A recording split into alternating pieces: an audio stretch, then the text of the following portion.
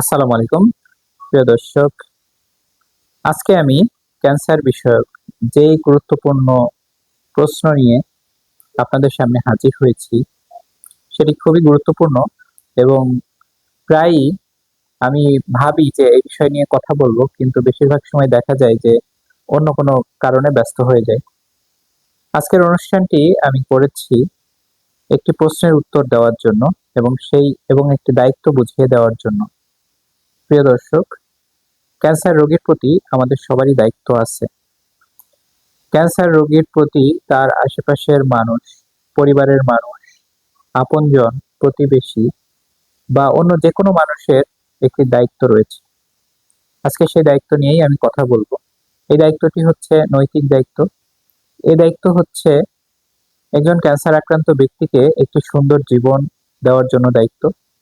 এই দায়িত্বটি হচ্ছে একজন ক্যান্সার আক্রান্ত ব্যক্তির জন্য একটি অনুকূল পৃথিবী গড়ে তোলার দায়িত্ব। প্রিয় দর্শক, মনে রাখবেন, ক্যান্সার একটি রোগ, শুধুমাত্র একটি রোগ। এর অতিরিক্ত যেই ব্যাপারগুলো আমাদের সমাজে ক্যান্সার নিয়ে প্রচলিত আছে, ক্যান্সারকে নেতিবাচক হিসেবে যেভাবে তুলে ধরা হয়, এ বিষয়টি সবসময় রোগীর জন্য কল্যাণকর নয়। প্রিয় দর্শক, ক্যান্সারকে আমরা শুধুমাত্র একটি রোগ হিসেবেই দেখব। আমাদের সমাজে দেখা যায় যে রোগীর আপনজনরা ক্যান্সার শব্দটি শুনলেই তার আহ রোগীকে জানাতে চান না। অনেক সময় দেখা যায় যে তারা এই বিষয়টি জেনে তারা ভুলভাবে রোগীকে উপস্থাপন করেন বা রোগী তাদের কথা বিশ্বাস করে না। তো ব্যাপারটি আসলে রিভার্স হবে। রিভার্স মানে একজন ক্যান্সার আক্রান্ত ব্যক্তি তিনি জানবেন তার রোগের ব্যাপার, চিকিৎসক তাকে তার রোগ সম্পর্কে বলবেন, রোগের চিকিৎসা সম্পর্কে বলবেন, পার্শ্ব প্রতিক্রিয়া সম্পর্কে বলবেন, আউটকাম বা ভালো হওয়ার সম্ভাবনা নিয়ে তিনি তার সাথে বিস্তারিত আলাপ আলোচনা করবেন, রোগের স্টেজিং পর্যায় নিয়ে তিনি বলবেন।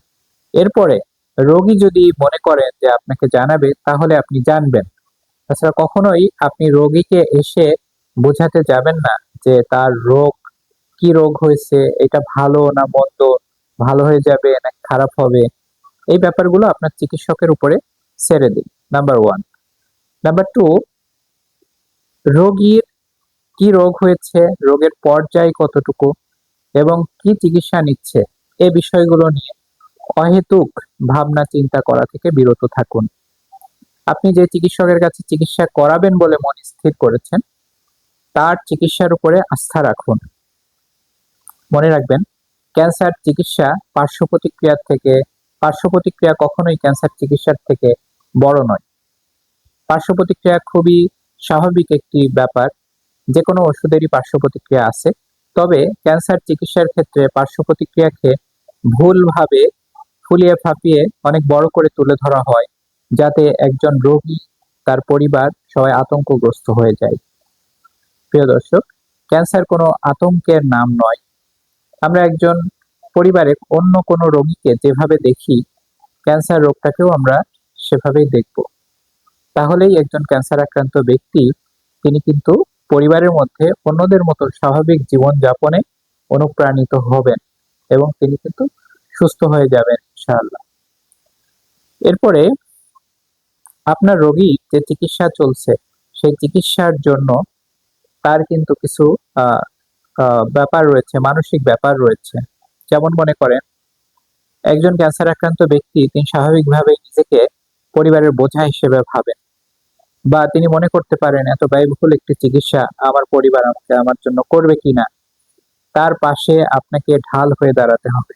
তার দৃঢ় প্রত্যয় আরো আরো বেশি দৃঢ় করার জন্য আপনি পাশে থাকবেন। আপনি বলবেন যে তোমার ক্যান্সার হয়েছে, আমরা তোমার পাশে আছি, শেষ সম্বল নিয়ে, শেষ পর্যন্ত আমার সর্বশক্তি নিয়ে আমি তোমার পাশে আছি। তোমার কোনো ভয় নাই, তোমার চিকিৎসার জন্য আমি তোমার পাশে আছি। একজন ক্যান্সার আক্রান্ত রোগীর যত্ন, মানসিক সাপোর্ট, আর্থিক সাপোর্ট, তার সার্বিক সহায়তা, তার দেখাশোনা, তার বিভিন্ন চিকিৎসার ব্যাপারগুলোতে তাকে মনে করিয়ে দেওয়া, এই সমস্ত কাজই একজন পরিবারের লোকের কাজ। চিকিৎসা চিকিৎসার ব্যাপারটি চিকিৎসকের উপরেই ছেড়ে দিন। আর অন্যান্য ব্যাপারগুলো, অন্যান্য যে যত্নগুলো, সেই যত্নগুলো আপনারা রোগীকে করুন এবং এতটুকু আশ্বস্ত তাকে করুন যে সে যাতে বুঝে যে আমার আপনজন আমাকে ছেড়ে যায়। এবং সর্বশেষ কথা যেটি, যে আপনি ক্যান্সার আক্রান্ত ব্যক্তির জন্য অনেক কিছু করলেন, তার পাশে দাঁড়ালেন এবং শেষমেশ আপনি যদি আপনার কথাবার্তার মাধ্যমে বা ইশারা ইঙ্গিতে যদি বুঝিয়ে দেন যে আমি তোমার জন্য অনেক কিছু করেছি, বা আমরা তোমার জন্য অনেক অনেক কিছু করেছি, আমরা আর পারছি না, তোমার জন্য আমাদের এই অবস্থা, এইরকম কথাগুলো আপনি কখনোই তার কাছে প্রকাশ করবেন না। বরং তার প্রতি সহানুভূতিশীল, যত্নশীল এবং তার জন্য মানে একজন নিবেদিত প্রাণ কর্মী হিসেবে, নিবেদিত প্রাণ সেবক হিসেবে আপনি থাকবেন।